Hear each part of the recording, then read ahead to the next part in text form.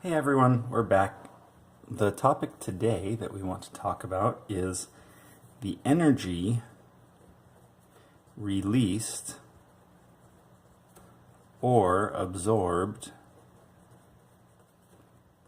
in a chemical reaction. Okay. So when a chemical reaction happens, we know that energy is absorbed or released simply because we can observe that in many of them. For example, when you light something on fire, you can feel the heat energy radiating off of that. And that's what we want to actually look at today.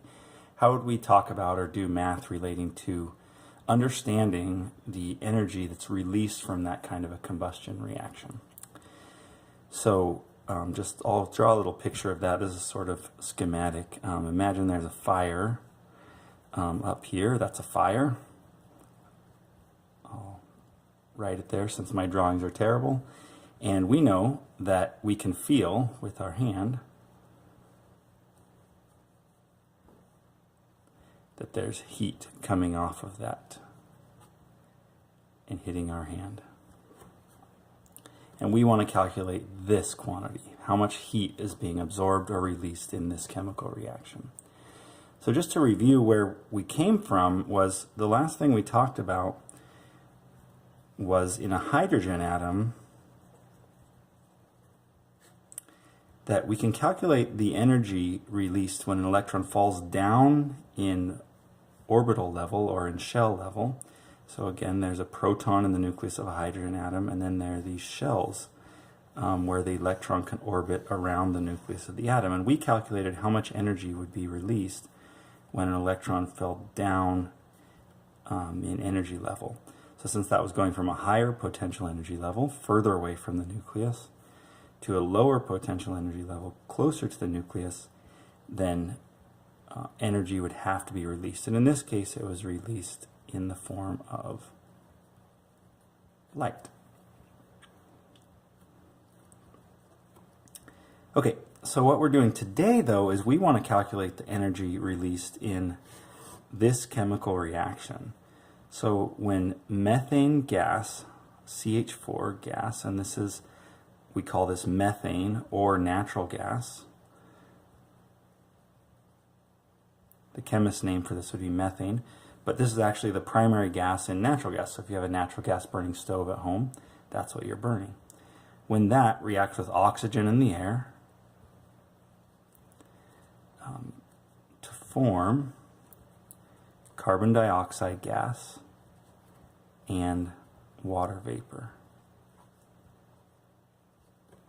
And if you don't remember, sorry, that should be gas because it's in the vapor phase when it's hot and boiling out of your flame.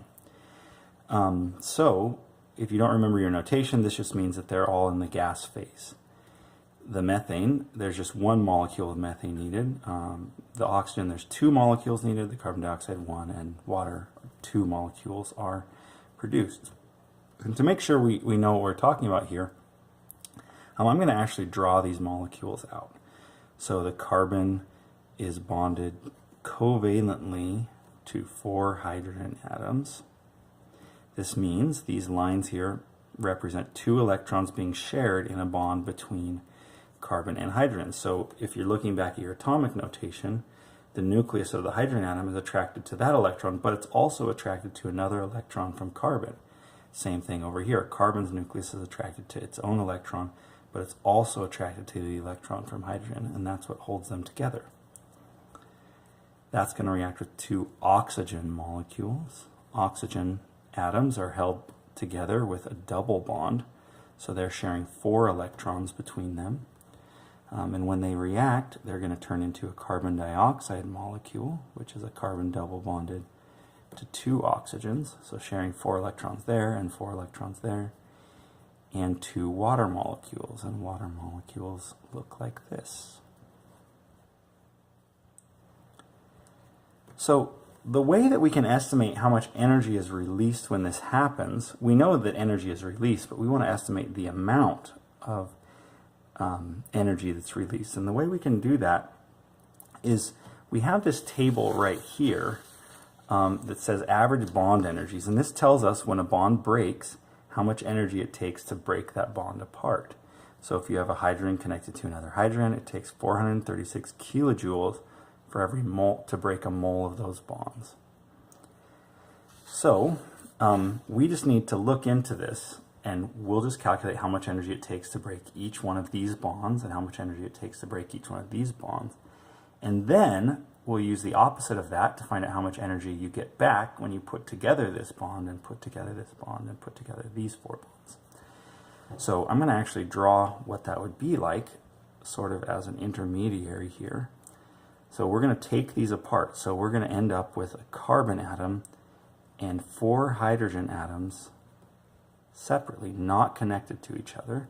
We're going to take this apart, so we're going to then end up with 4 oxygen atoms not connected to each other. And then we're going to put them back together in this arrangement. So it's essentially like this carbon has to end up connected to 2 oxygens. So carbon's going to connect to these 2 oxygens. This oxygen is going to connect to 2 hydrogens, like that, and this oxygen is going to connect to the other 2 hydrogens. And that's what we're going to calculate here. So the way to do that is relatively straightforward. We'll just put an arrow to indicate that we're still talking about the reaction. And then we'll list the bonds that we see here. Here we see a carbon to hydrogen bond. There are 4 of them. 4 of each of those. Then there's an oxygen to oxygen double bond, and there are 2 of those. There's 1 double bond here and 1 double bond there. So we'll list that as an oxygen to oxygen double bond, and there are 2 of those. Then over here, there's a carbon to oxygen double bond here and a carbon to oxygen double bond here. So we'll list 2 of those. And over here, there's an oxygen to hydrogen bond there, there, there, and there. So we'll list 4 of those. And now we just need to grab our table, and we'll sneak it on here and look up each one. So can we find out how much energy it takes to break apart a carbon to hydrogen double bond? So we'll look up here for carbon to hydrogen, and we find that it's a little bit off the screen right up here. Carbon to hydrogen single bond. It takes 414 kilojoules per mole. So we'll write that down there. 414 kilojoules per mole.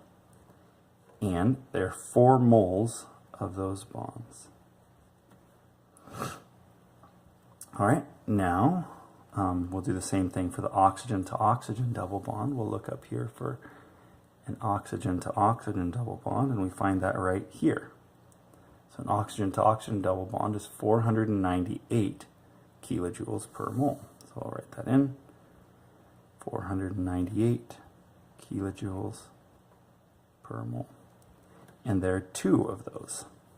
So we do 2 moles times 498 kilojoules per mole.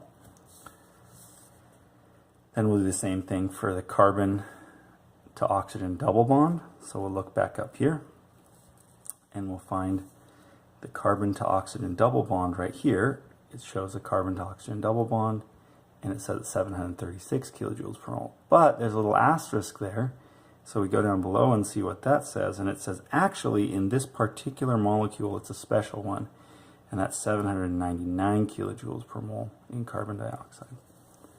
So we're going to come down here and write 799 kilojoules per mole, and there are 2 moles of that.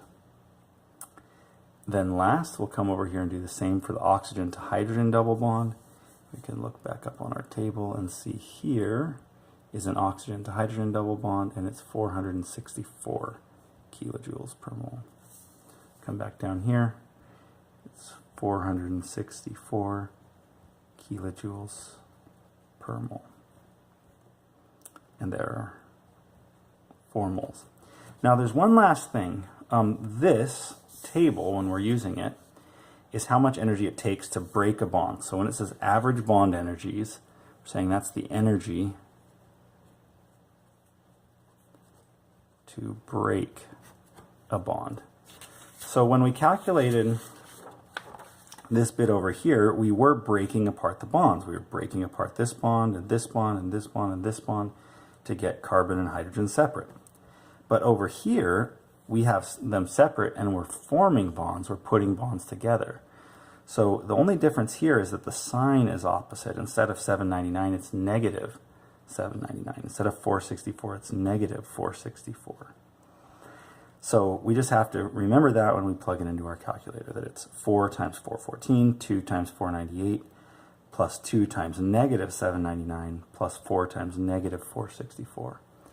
And if we plug that all into our calculator, we'll get the answer of negative 802 kilojoules. So the answer to this question up here that we started with is that when you do this reaction, when you burn 1 mole of methane in 2 moles of oxygen and it forms 1 mole of carbon dioxide and 2 moles of water, we give off 802 kilojoules of heat energy. And that's what's hitting our hand. For every 1 mole of methane that reacts, we're putting off 802 kilojoules of energy to hit our hand. And that's quite a bit of energy that we're pumping out pretty quickly. To give you an idea, 1 mole of methane, I keep talking about 1 mole of methane, only weighs about 16 grams. That's a very, very small amount of methane to put off quite a lot of heat. And that's why fire is so hot. That's why it burns our skin so easily, because it's putting out tons of heat. Thanks for joining me. We've talked about how to calculate the energy released or absorbed in a chemical reaction by discussing how to, or looking at the energy contained within each bond. Thank you.